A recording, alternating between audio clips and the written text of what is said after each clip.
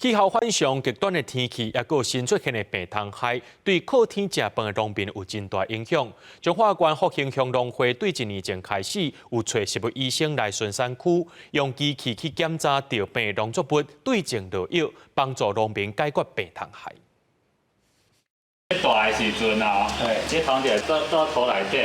把这番薯到这一空一空的。 农民摕番薯来互食物医师看，希望找出农作物着病原因。彰化复兴乡农会1年前开始有拄备食物医师证书，要来解决农民正做拄着的疑难杂症。后着病就要摕啊到改良场，即摆听个直接摕来到咱农会做搭军，农会嘛伊家叫迄食物医生吼落去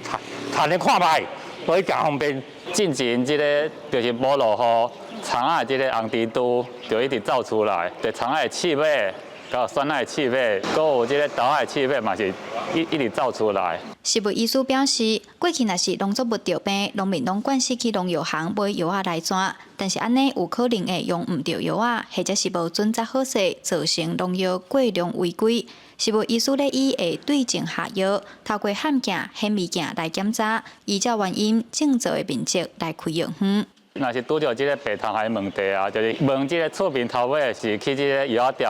去摕药啊。一般的这个外口的人就唔知讲啥物倒一支药较有效。 因为因渐渐嘛咧建立这个病虫害的这个电子资料库啦，